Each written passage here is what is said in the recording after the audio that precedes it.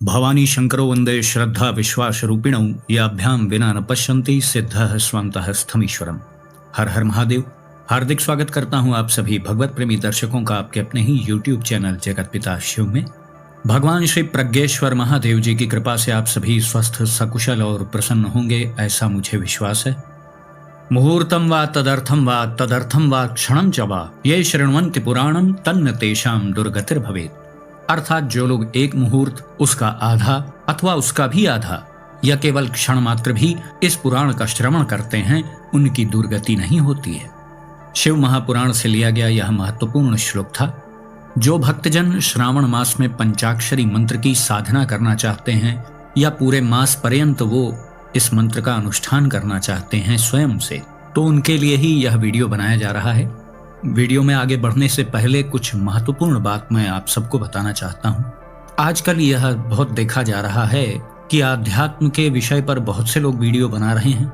अच्छी बात है, बनना ही चाहिए, लेकिन उन्हीं वीडियोस में कुछ लोग सनातन धर्म से जुड़े हुए सभी देवी देवताओं के संबंध में वो बात करते हुए आपको दिखेंगे। प्रथम दृष्टया आपको लगेगा कि वो बहुत ही समर्पित भक्त हैं, बहुत ही समर्पित साधक हैं, कम से कम वह सनातन धर्म से जुड़े हुए देवी देवताओं का सम्मान बहुत करते हैं, ऐसा आपको लगेगा।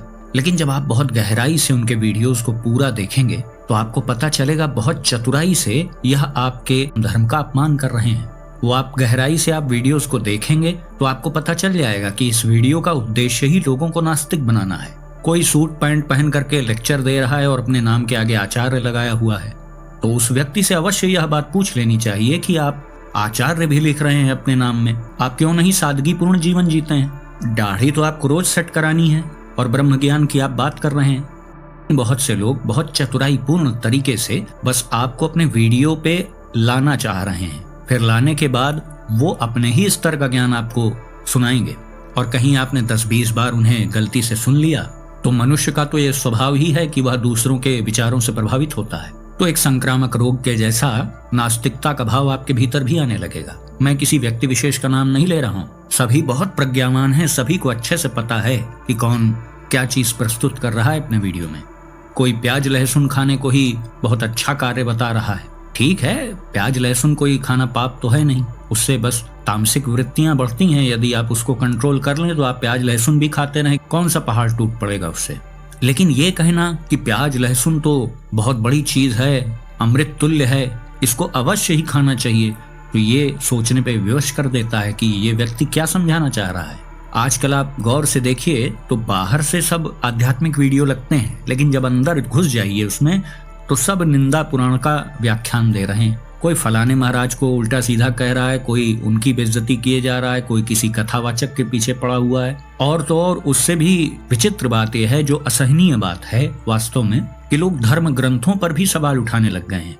और उससे भी बड़ी विडंबना यह है कि ऐसे वीडियोस जो लोग बना रहे हैं वह स्वयं भी सनातनी होने का दावा करते हैं और अपने आप को सनातनी कहने वाले ही फॉलोअर्स भी उनके पास बड़े ढेर सारे हैं, और बातें सनातन के विपरीत हो रही हैं। तो इस पे थोड़ा सा ध्यान केंद्रित मैं आप सबका कराना चाह रहा था, इसलिए इतनी बातें आपको बताई। बाकी सबके पास अपना अपना बुद्धि विवेक है, सब लोग अपना उचित निर्णय ले सकते हैं। खैर, वीडियो के मूल विषय पर मैं आता हूँ। श्रावण का पवित्र मास प्रारंभ होने वाला है, तो इसमें बहुत से लोगों का ऐसा कहना था कि पंचाक्षरी मंत्र की हम साधना या अनुष्ठान कैसे करें। तो इस संबंध में सबसे पहले हमें यह जानना आवश्यक है कि यह अनुष्ठान कर कौन सकता है। पंचाक्षरी मंत्र जब मैं कह रहा हूं तो आप ये माने कि वह ओंकार से युक्त नहीं है। पंचाक्षरी मंत्र बिना ओंकार के ही होता है। जब उसमें ओंकार पहले लग जाता है तो वह षडाक्षरी हो जाता है। भगवान सदाशिव जी के मुख से सर्वप्रथम जो उनके 5 मुख थे, उससे 5 अलग अलग अक्षर प्रकट हुए थे। उन्हीं के संयोग से पंचाक्षरी मंत्र बना। और जब इसके पहले हम प्रणव अर्थात ओंकार को सम्मिलित कर देते हैं तो यह षडाक्षरी मंत्र बन जाता है। अब इस मंत्र को कौन जप सकता है, कौन इसका अनुष्ठान कर सकता है, ये भी सुन लीजिए आप। कोई भी महिला हो, कोई भी पुरुष हो, पंचाक्षरी जपने का अधिकार सबको है। अब पंचाक्षरी मंत्र के अलग अलग वर्जन हैं, उसके संस्करण अलग अलग हैं, यह भी समझना बड़ा आवश्यक है। ऐसा नहीं है कि कोई भी प्रणव लगा करके नमः शिवाय जाप करे। करने को आप कुछ भी कर सकते हैं, आप महामृत्युंजय मंत्र चलते फिरते जपिए, लेकिन उसका जो दुष्परिणाम होगा तो वो भी झेलने के लिए आप तैयार रहिएगा। नाम जाप में तो कोई अवरोध ही नहीं है। चलते फिरते उठते बैठते हर परिस्थिति में आप नाम जाप कर सकते हैं, उसमें कोई विधि निषेध नहीं है। लेकिन मंत्र जाप में है, मेरा भला क्या स्वार्थ है कि मैं आपको मंत्रों में मनमानी करने के लिए रोक रहा हूँ, मुझे उससे क्या मिल जाएगा। लेकिन आपको सही सलाह दी जा रही है, इसलिए इस बात पर आप ध्यान दें। सबसे पहले यह भी जान लीजिए कि ओंकार से युक्त किसी भी मंत्र का जाप माताएं बहनें नहीं करती हैं। यह वेदोक्त नियम बहुत प्राचीन काल का है और उसके बहुत ठोस कारण भी हैं कि क्यों नहीं करना चाहिए। इस संबंध में मैंने पहले भी कई वीडियोस बनाए हैं, आप उसको देखिएगा। आज का विषय थोड़ा अलग है, इसलिए मैं विषय से भटकना नहीं चाह रहा हूँ और वीडियो को बहुत लंबा भी नहीं बनाना चाह रहा हूँ। इसलिए सबसे पहले इस बात को ध्यान रखें कि माताएं बहनें ओंकार से युक्त मंत्र का जाप नहीं करती हैं। पुरुष जन जो पंचाक्षरी मंत्र की साधना करना चाहते हैं वह ओंकार पहले लगा करके इसका जाप कर सकते हैं। स्क्रीन पे आपको दिखाई दे जाएगा वह मंत्र क्या है। मंत्र जाप सदैव आसन पर बैठ करके ही होता है, यह भी बिल्कुल सत्य बात है। चलते फिरते आपको किसी भी मंत्र का जाप तभी करना चाहिए जब आपके गुरु जी ने ऐसा आदेश दे रखा हो, जिनसे आपने गुरु दीक्षा ली है। यदि आपने गुरु दीक्षा नहीं ली है, केवल महादेव जी को ही अपना गुरु मानकर उनसे मानसिक आदेश लेकर के आप इस मंत्र को जपना चाहते हैं, तो सदैव पवित्र आसन पर बैठ करके ही इसका जाप करें।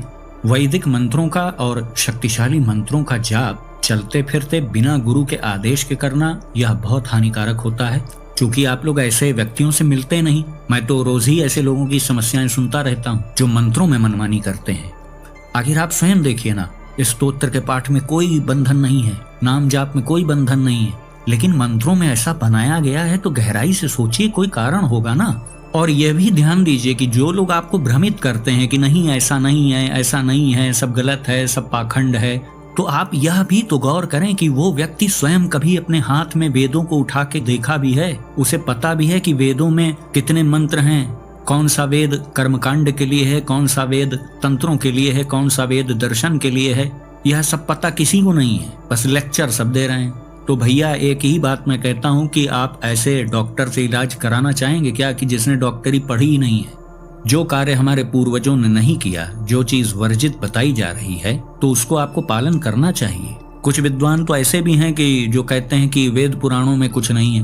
तो भैया वेद पुराणों की आप बात मानना नहीं चाह रहे हैं। उसी वेद पुराण ने आपको बताया कि कोई विष्णु जी होते हैं, कोई दुर्गा जी होती हैं, कोई गणेश जी होते हैं, कोई शंकर जी होते हैं। उसी वेद पुराण की ज्ञान से ही तो यह परंपरा चली आई कि आपको शिव जी साक्षात आकर के बताए थे कि भैया देख लो, मैं ही सदा शिव हूँ, मैं ही इस समस्त सृष्टि का परमपिता हूँ। किसने बताया आपको? आपके गुरु ने बताया। गुरु को उसके गुरु ने बताया, उसके गुरु को उसके पीछे वाले गुरु ने बताया। और मूल ज्ञान कहाँ से आया? शास्त्रों से आया। शास्त्रों के बताए देवी देवताओं को आप मानेंगे और शास्त्रों के ही बताए नियम को आप नहीं मानेंगे। ये तो वही बात हो गई कि जो सध जाए वो धर्म है, जो न सध पाए वो सब अधर्म है। तो इन सब व्यर्थ प्रलाप के चक्कर में आप न पड़े। यदि आपको आपके गुरु जी से आदेश प्राप्त हो चुका है तो आप चलते फिरते मंत्रों का जाप करें। तो जो पुरुष साधक हैं वह ओंकार के साथ पंचाक्षर मंत्र का, यानी ओंकार मिल जाने के बाद वह षडाक्षरी हो जाएगा। तो स्क्रीन पे दिखाया जा रहा है, उस मंत्र को जाप कर सकते हैं। और यदि माताएं बहनें इसका जाप करना चाहती हैं तो बिना ओंकार के इसका जाप करें, चाहे नमः शिवाय चाहे शिवाय नमः। ये दोनों मंत्र जो दिखाई दे रहे हैं स्क्रीन पर आपको, माताएं बहनें इनमें से कोई भी मंत्र जो उन्हें अच्छा लगे उसे चुन लें। इसमें ओंकार भी नहीं है। निश्चिंत होकर के पवित्र आसन पर बैठ करके आप इसका जाप करें। अब बात आती है कि हम इसका अनुष्ठान करें कैसे, इसमें विधियां क्या हैं। दोनों मीटिंग आप पूजन भी श्रावण मास में यदि महादेव जी का कर लें तो यह भी बहुत अच्छा है। यदि शाम को ना कर पाए तो कम से कम सुबह अवश्य महादेव जी का विधिवत आप पूजन कर लें, चाहे घर पे कर लें। बहुत अच्छा है कि आप शिवालय जाके कर लें। अपने सामर्थ्य के अनुसार जो आप नैवेद्य, फल, फूल, माला ये सब आप जुटा पाते हैं वो सब स्वीकार है महादेव जी को। क्योंकि महादेव जी वस्तुओं से नहीं प्रसन्न होते हैं। वस्तुओं के लिए कितना प्रयास किया गया है, कितनी प्रेम भावना उसके पीछे छुपी हुई है, महादेव जी उससे प्रसन्न होते हैं। तो सुबह और शाम यदि आपको संभव हो तो आप पूजन भी कर लें और कोई समय आप अपना निश्चित कर लीजिए कि जब आपको मंत्र जाप करना है। अब बात आती है कि अनुष्ठान में कितने मंत्रों का जाप करना चाहिए। तो देखिए, सबसे श्रेष्ठ तो है कि आप कम से कम 1.25 लाख मंत्रों का जाप तो कर ही लें। वैसे तो बहुत से साधक ऐसे भी हैं जो 5.25 लाख या उससे भी ज्यादा श्रावण के महीने में जाप करते हैं। यह सब इस बात पे भी निर्भर है कि आप कितना समय दे रहे हैं, क्योंकि हर व्यक्ति इतना समय नहीं दे सकता है। सबका अपना व्यवसाय है, अपनी नौकरी है, अपनी पढ़ाई लिखाई है, घर के कार्य हैं। कम से कम 1.25 लाख मंत्रों का आपको जाप करना चाहिए। 1.25 लाख मंत्र होते हैं 1,25,000। अब इसमें इसका 10% यानी दशांश भी जोड़ना पड़ेगा, तो यह पूरा हो जाएगा 1,37,500 या सीधा सीधा 1,38,000 मान लीजिए। तो इसको यदि आप 30 दिन में पूरा करना चाह रहे हैं, मैं ये मान के चल रहा हूँ कि श्रावण का महीना 30 दिन का है। अभी यद्यपि मैंने देखा नहीं है कि पूरा 30 दिन का है या कुछ घट बढ़ रहा है।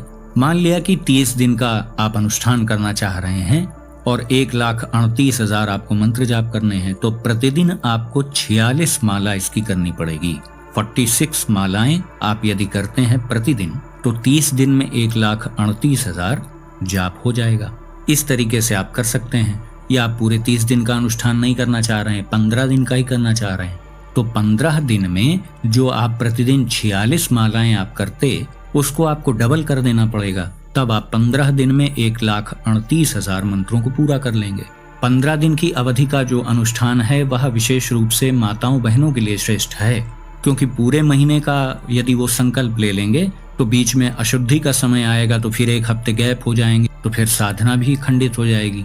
तो बीच में आप ऐसा 15 दिन आप चुन लें जिसमें आप लगातार शुद्धता पूर्वक यह अनुष्ठान कर पाएं, तो बहुत आसानी से 15 दिन में 1,38,000 मंत्रों का जाप हो जाएगा।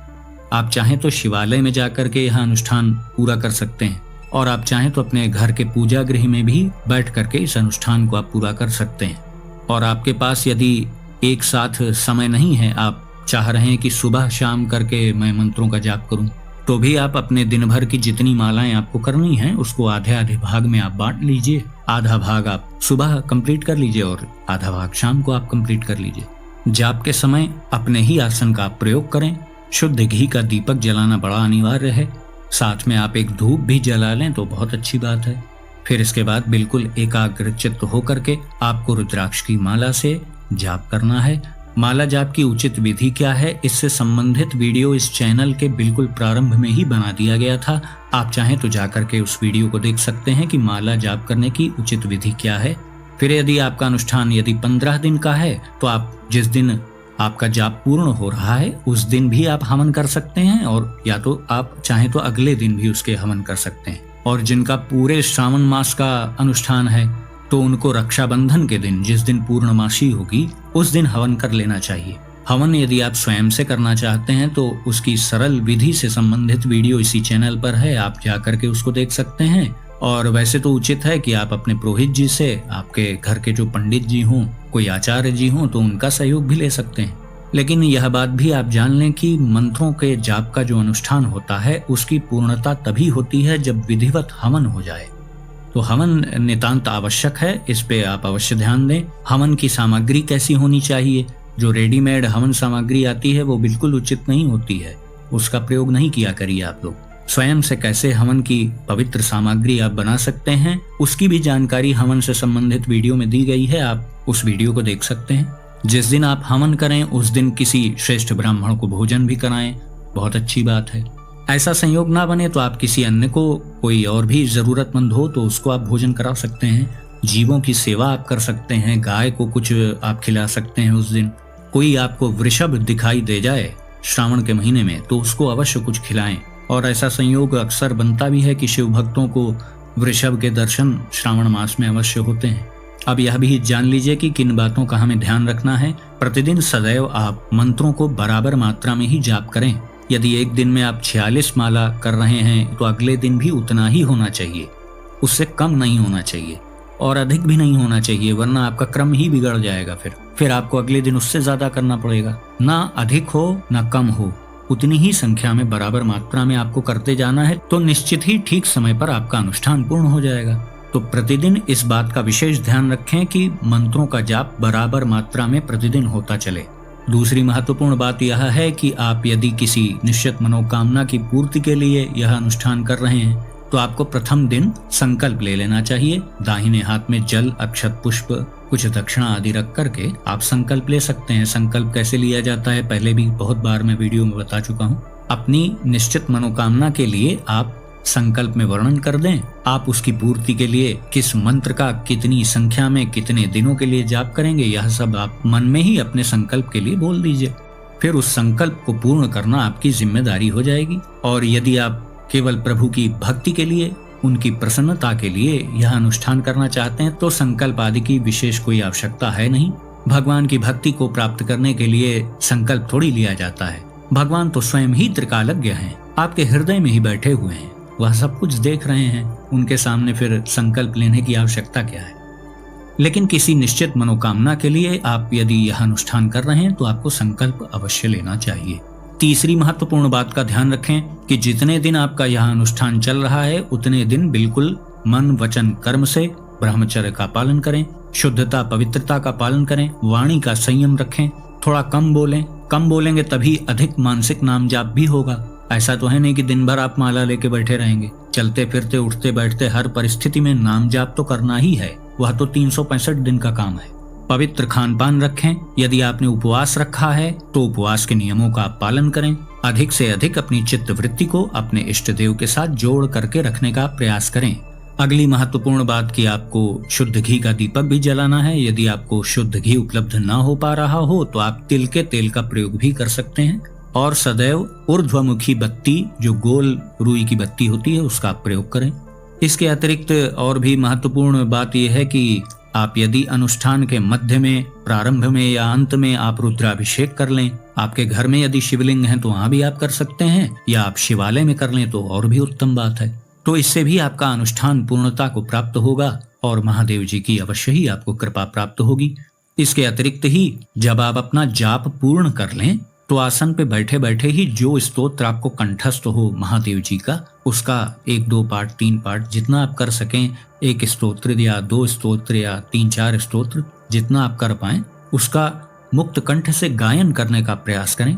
उसके बाद यह सब कर लेने के बाद आपको उठने के पहले आसन को उठा करके उसके नीचे 3 बार आचमनी से जल गिराना चाहिए, फिर 3 बार अपने नेत्रों में लगाना चाहिए। और उस समय आपको क्या बोलना है? इंद्राय नमः, शक्राय नमः। उस जल को 3 बार अपने नेत्रों में लगा लेने के बाद आप आसन से उठ सकते हैं। फिर अपने आसन को मोड़ करके अलग कहीं रख दीजिए, क्योंकि आपके आसन का प्रयोग किसी अन्य को नहीं करना चाहिए और न आपको किसी अन्य के आसन का कभी प्रयोग करना चाहिए। जो लोग साधनाएं करते हैं उन्हें इस बात का विशेष ध्यान रखना चाहिए कि उनका आसन सदैव अलग हो। तो मुझे लगता है कि मैंने सभी महत्वपूर्ण जानकारियां दे दी हैं। यदि फिर भी कोई बात ऐसी हो जो आपको इस अनुष्ठान से संबंधित जो ना समझ में आई हो तो उससे संबंधित प्रश्न आप कमेंट बॉक्स में अवश्य करें। मैं पूरा प्रयास करूंगा कि सभी के प्रश्नों का उत्तर दे पाऊं।